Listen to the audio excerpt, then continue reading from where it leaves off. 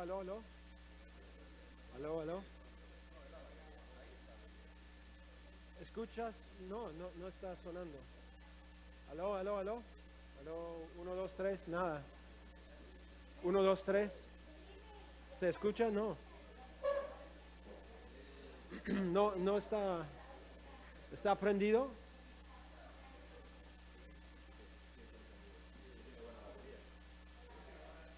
Uno, dos, tres. Aló, aló, aló. Ahora sí, ahora sí. Ok.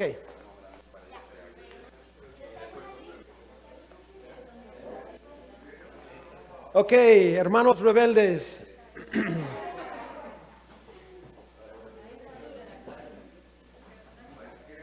Dejen su pecado y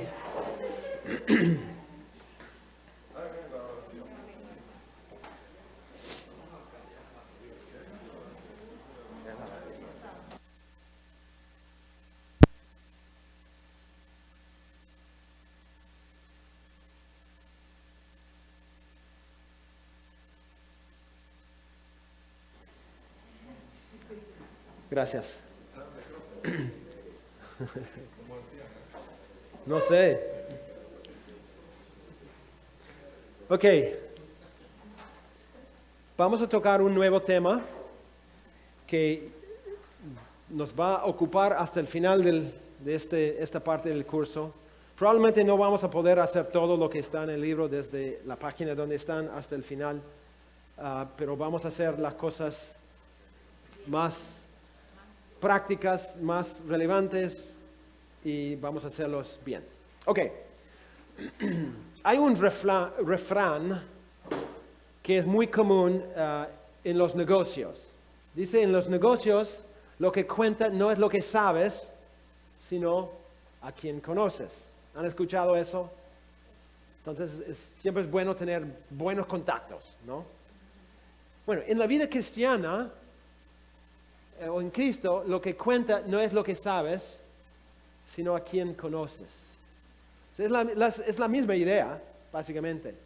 A veces pensamos que lo que es más importante es tener más y más y más conocimiento. Mira, yo soy un profesor, yo vivo enseñando, entonces me encanta el conocimiento, pero ya entiendo que lo que importa no es la cantidad de conocimiento, sino si conoces realmente a Cristo.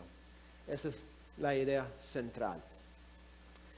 Ahora, nuestra tendencia en la iglesia evangélica se trata, cuando estamos hablando de ese tema de la transformación, nuestra tendencia es pensar que lo que realmente vale es lo que nosotros hacemos. Ahora, acabamos de hablar de todo este tema, yo entiendo.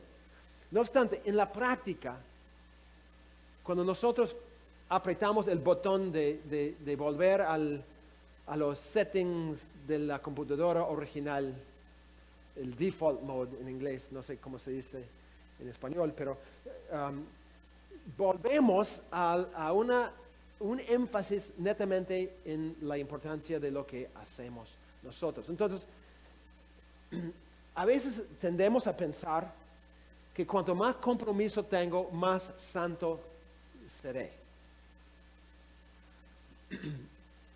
Cuanto más practico las disciplinas espirituales, más santo seré. Entonces, si yo oro más horas, yo leo mi Biblia más, yo ayuno más, ¿no? Todas esas disciplinas, yo voy a ser más santo. Cuanto más me esfuerzo, más santo seré. Entonces, siempre estamos exigiendo en la iglesia que hagan más, que hagan más, que hagan más. No obstante, la base de la transformación, según la Biblia, no es en primer lugar lo que yo hago,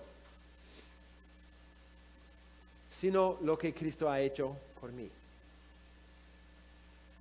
Y segundo, la nueva realidad que resulta de la venida de Cristo.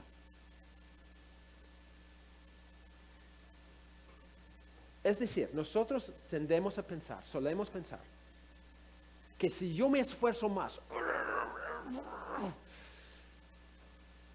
compromiso, más sacrificio, más tiempo, yo voy a ser más santo. no estoy diciendo que compromiso, esfuerzo no sea importante. Mi punto es, no es la base, no es lo más importante. Lo más importante no es lo que yo hago, es lo que Él hizo. Entonces un autor dice, la santificación significa esto. En relación tanto al pecado y a Dios, el factor determinante de mi existencia ya no es mi pasado, más bien es el pasado de Cristo. Ya no es lo que tú eras y ahora eres. Es lo que Cristo hizo. Toda su obra redentora es la base de todo este tema de la transformación espiritual. Este punto yo quiero desarrollar el resto de hoy y mañana. Yo no puedo enfatizar suficientemente, hermanos, la importancia de lo que vamos a compartir. Si tú olvides todo lo que hemos dicho en el curso, está bien, pero no olviden lo que vamos a decir hoy y mañana. Porque hoy y mañana es la base de todo este proceso de transformación. Es la clave. Me pidieron que yo diera un pequeño taller a un grupo de nuestra misión. Ojalá que esto no llegue a ellos, pero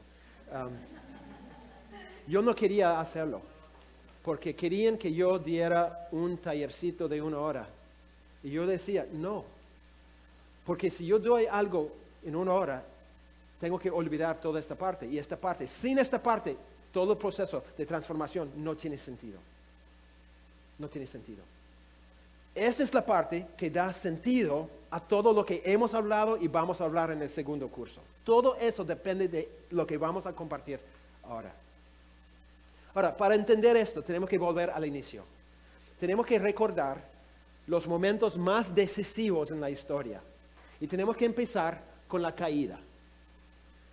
Tenemos que entender qué tan trágico era la caída.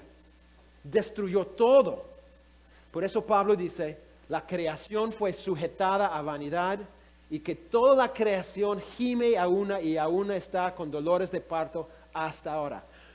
A raíz de ese evento catastrófico de la caída, entró en el mundo el pecado, la muerte, la futilidad, la maldad y todo lo malo que experimentamos. Toda la lucha que tú tienes con el pecado, toda la lucha de salud que ustedes tienen y yo tengo, todos los problemas interpersonales que tenemos, todo debe a la misma raíz, la caída. Todo lo malo que experimentamos es consecuencia de la caída del ser humano. Pero, tal como la entrada del pecado en el mundo fue un momento decisivo en la historia, así también fue la venida de Cristo. Un paréntesis, esto es algo que no entiendo.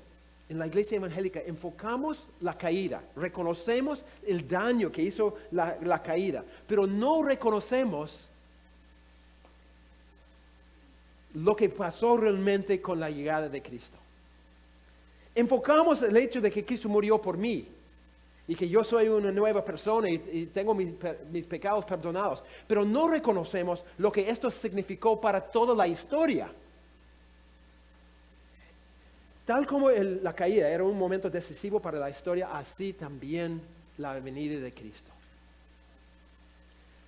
Tal como el pecado y la muerte y la futilidad, la maldad entró por la caída, por Cristo entró una nueva realidad.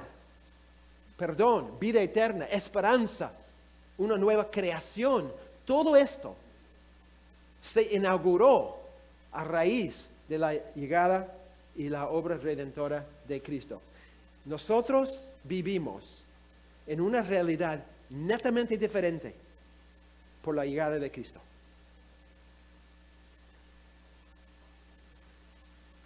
Un autor dice, otra persona puede leer esto, por favor, perdón. Los escritores bíblicos entienden la salvación como la culminación de un proceso histórico que presenta varios periodos de tiempo distintos. En el centro de la historia y formando el punto de inflexión decisivo está la muerte y resurrección de Cristo. Todo lo que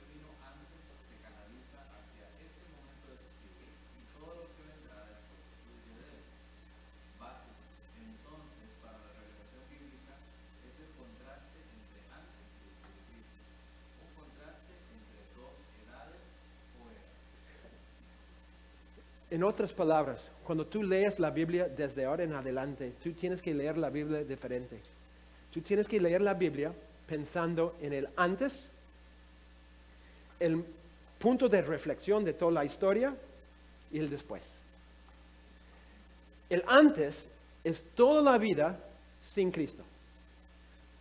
Todo es la consecuencia de la caída de este siglo presente. El punto de transición es cuando vino Cristo y cambió todo, la realidad. Toda la historia es diferente a raíz de su llegada. Todo, no solamente en tu vida, yo me refiero a la historia. Los paganos no reconocen esto. Pero Dios es el autor de la historia, ¿no es cierto? En su plan de toda la historia, Él tenía un antes, un momento preciso y un después.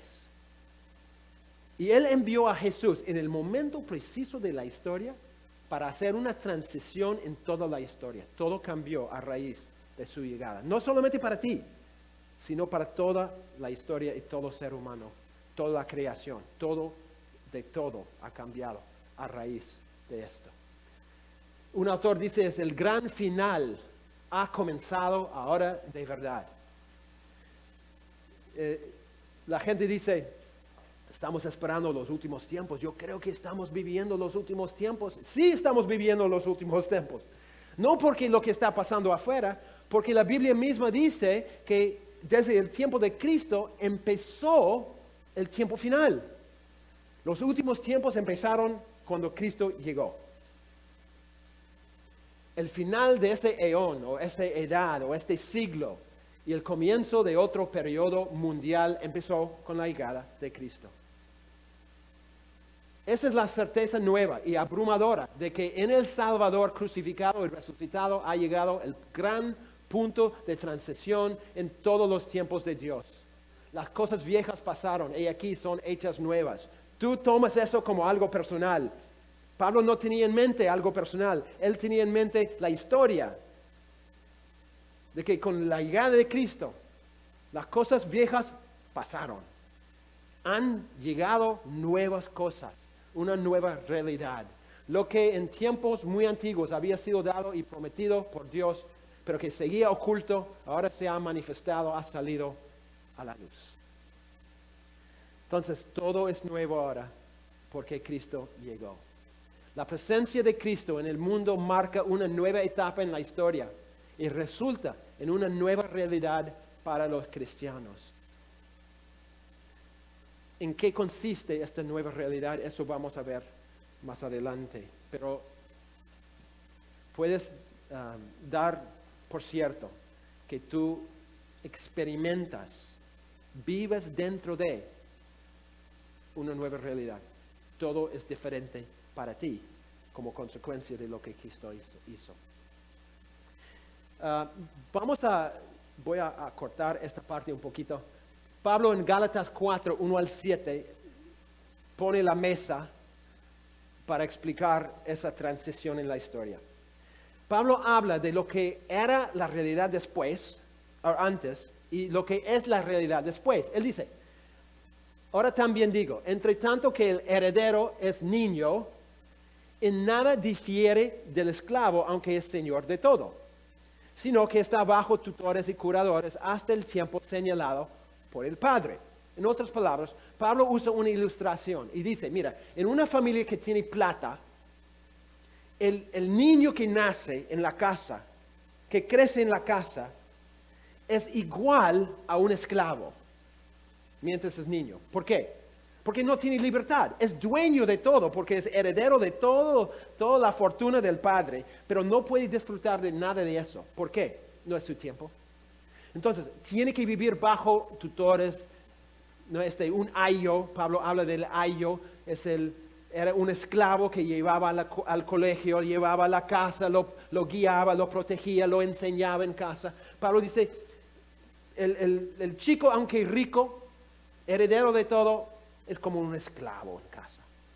Ahora Pablo aplica a la iglesia. Él dice, así también nosotros, cuando éramos niños, estaba hablando no de inmaduros espirituales, estaba hablando de antes de conocer a Cristo.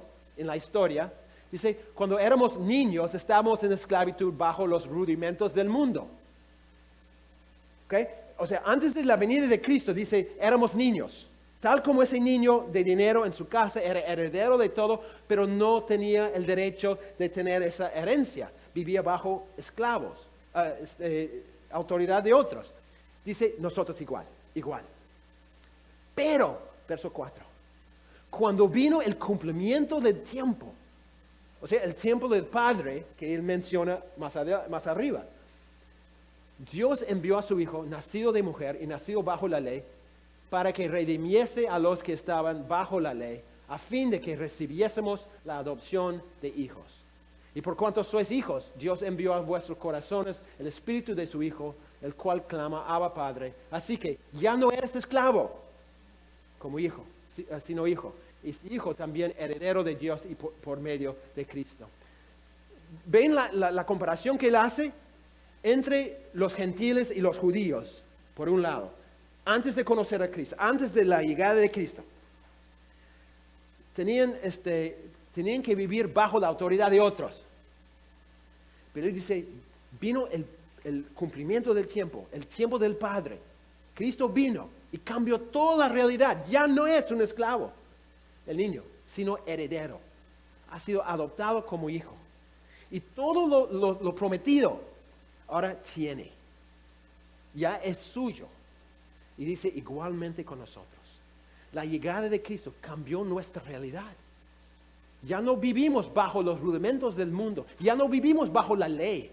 Nosotros vivimos en una nueva realidad como herederos de la gloria de Dios. Ahora, ¿qué quiere decir? Bueno,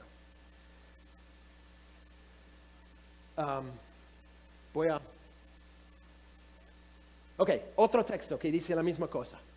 Mateo 11, 2-6. Jesús dice, al oír Juan en la cárcel los hechos de Cristo, Mateo está hablando, le envió 2 de sus discípulos para preguntarle, ¿eres tú aquel que había de venir o esperaremos a otro? Juan conocía ya a Jesús, pero él observaba el ministerio de Jesús y decía, no me parece. O sea, no es lo que yo esperaba de un Mesías. Todo lo que está enseñando, todo lo que está haciendo, no me parece el rey que esperábamos.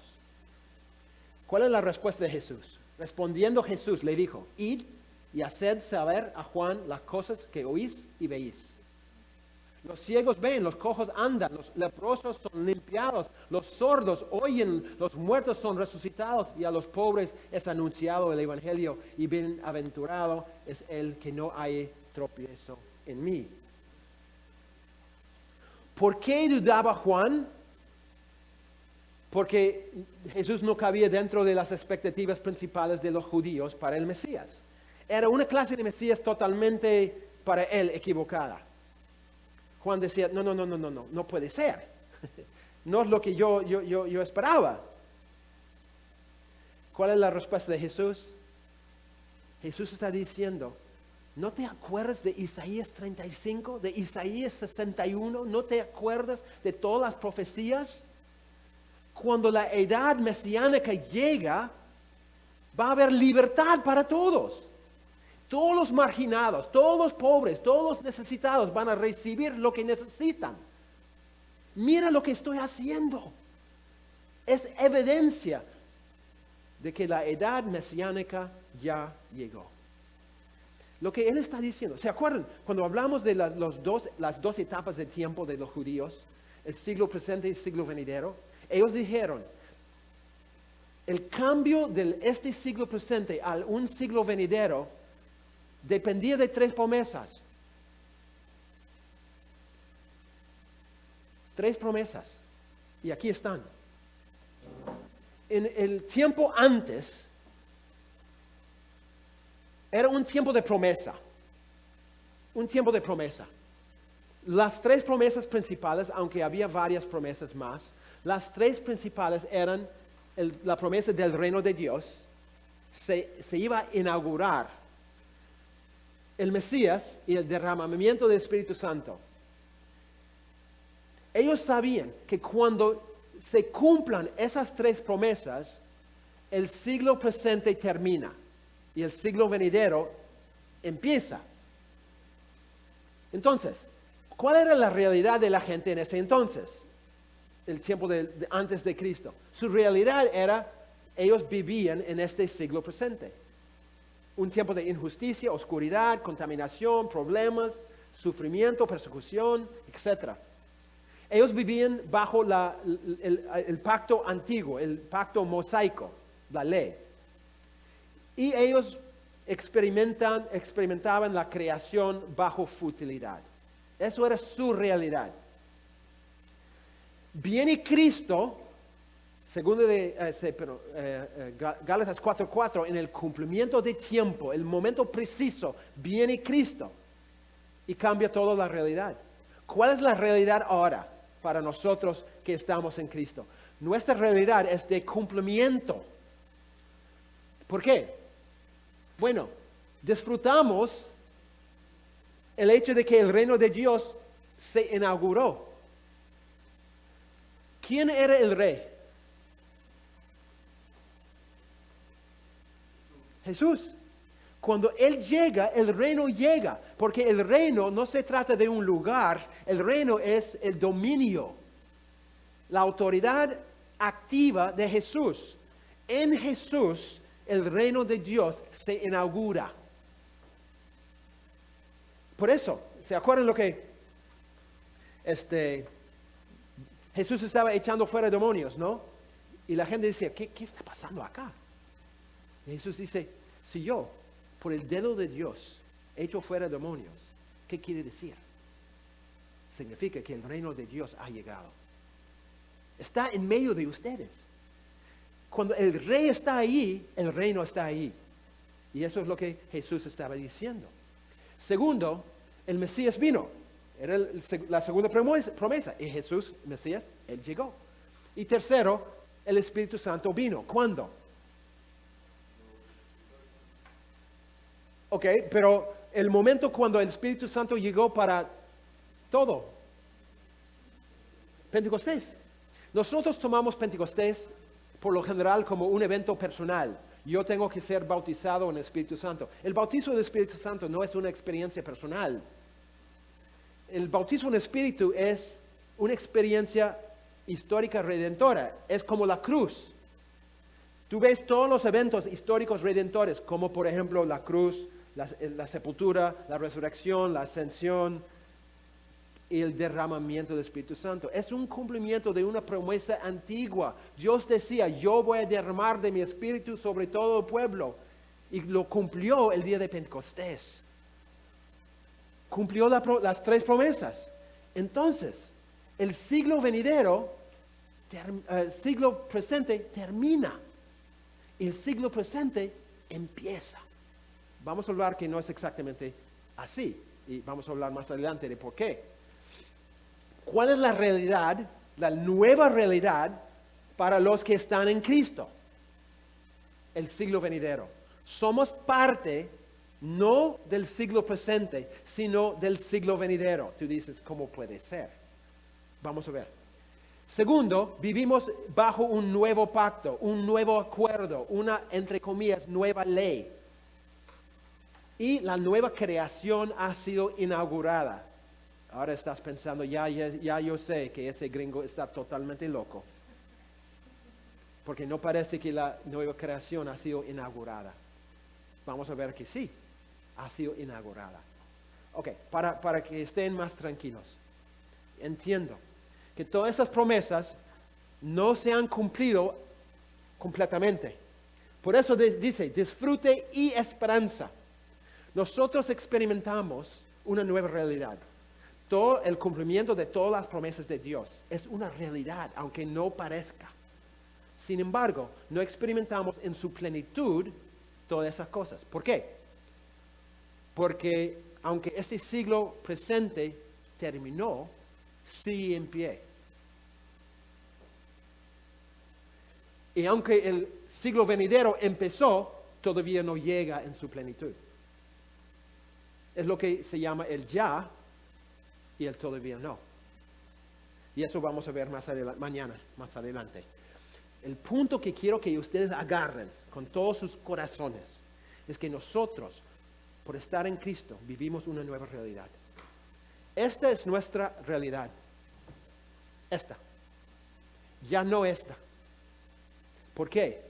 Porque el punto de transición, el punto de reflexión decisivo para toda la historia es Cristo. Él llegó y cambió toda la historia. Toda la historia. Y nosotros somos los que benefician de ese cambio. Por ejemplo, 15 minutos. Quiero compartir seis aspectos de nuestra nueva realidad. ¿Dónde estamos? Ok.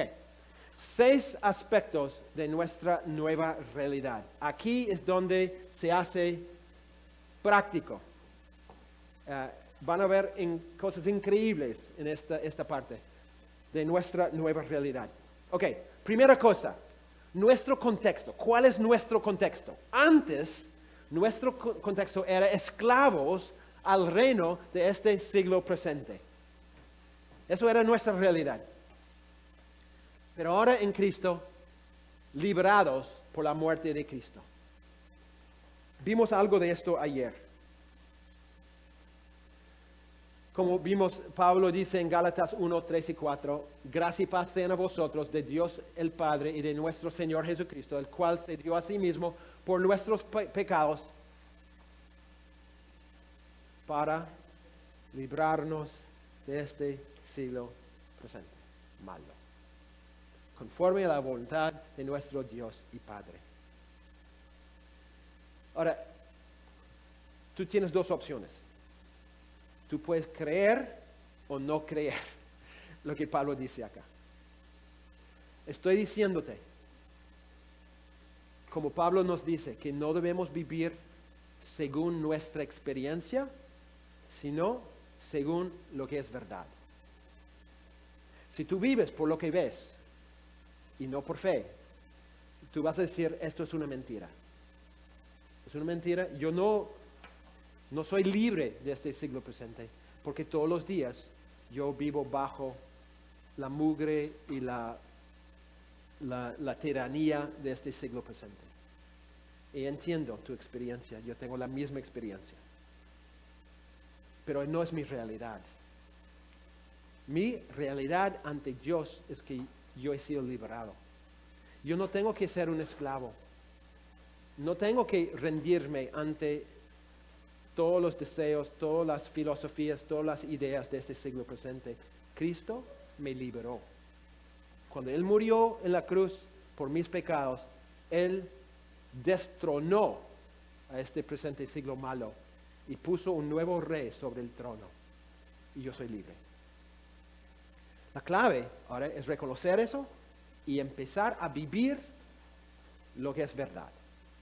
Libres de la autoridad, libres, no vamos a vivir libres de la influencia, pero no tengo que someterme a esa influencia.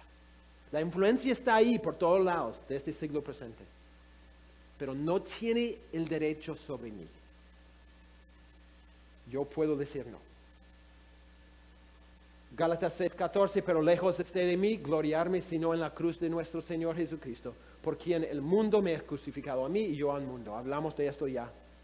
El hecho de que el mundo ya no tiene autoridad sobre mí, no es mi dueño, no es mi contexto, y las atracciones del mundo no deben ser lo que me atrae, no debe ser lo que me llama la atención. Pablo dice, yo he muerto a todo esto. Por fe. No es mi amor, no es mi amante, no es mi rey tampoco. Yo soy libre. Cristo me liberó. No voy a profundizar este tema mucho más porque vimos esto ayer. Solo quiero decir, aunque tenemos que seguir viviendo en medio de este siglo presente malo, aunque el mundo todavía difunde sus rayos de maldad, aunque todavía brilla sus tentaciones pecaminosas, nosotros no tenemos que someternos al reino de este siglo. Cuando el diablo lanza en tu cara, mira la tentación, mira esto, mira el otro, tú dices, no, yo no tengo que. Antes tenía que, no tenía opción, pero ahora no tengo que rendirme ante esto, porque yo soy libre, yo he sido liberado. No somos esclavos, no somos impotentes, no somos indefensos. Nosotros, a través de la cruz de Cristo, hemos sido librados de la autoridad de este siglo presente malo. Hermanos,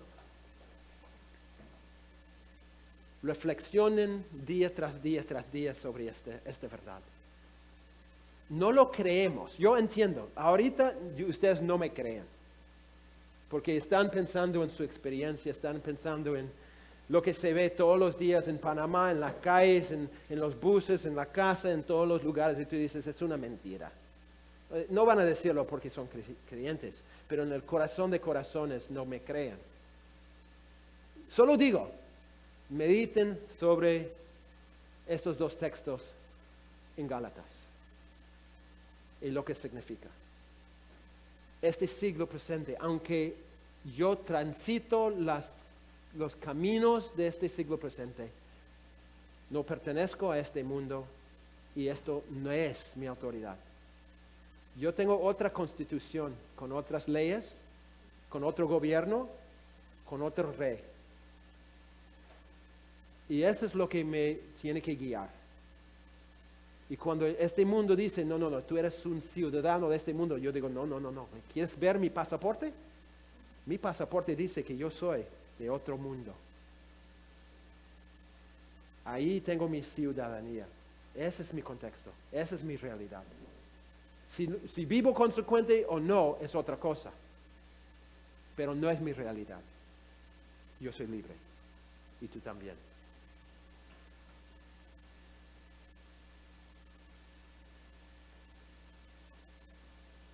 Voy a empezar este punto, no vamos a avanzar mucho. El segundo, aquí vamos a pasar mucho más tiempo en el segundo aspecto de nuestra realidad. Antes, nuestro representante nos falló.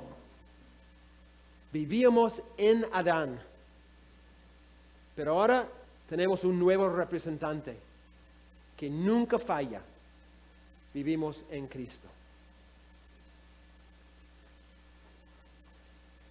Todos necesitamos un buen representante para muchos asuntos en la vida. Miren este pobre, ¿no? La clienta está en una reunión, ahí está el juez, ahí está el abogado influyente y se da cuenta, oh no, me equivoqué. Mira quién es mi abogado. Ya no pasa nada aquí, estoy con problemas. Cuando todos nosotros, hay momentos cuando necesitamos un excelente representante. Nosotros nos mudamos de Perú a Estados Unidos. Teníamos que enviar todas nuestras cosas por barco. Y en todo el camino uno necesita alguien que puede representarte para los trámites en cada paso. Si no tienes un buen representante, dices chao a todas tus pertenencias, ¿no? O vas a gastar un platón para sacarlos, ¿no? Y nos dimos cuenta, hoy uno necesita un representante que realmente se preocupa, que tiene influencia, que tiene poder, que puede hacer las cosas buenas. Si no, fritos. La cosa es que nosotros teníamos un representante que era malazo, y falló. Y ahora tenemos un nuevo representante que es excelente. Ok, creo que vamos a dejarlo ahí. ¿Por qué? Porque vamos a empezar después con esta tarea, juntos, en grupos. Van a leer los 3 textos y van a hacer una lista. Creo que hay una tabla en la página, ¿no?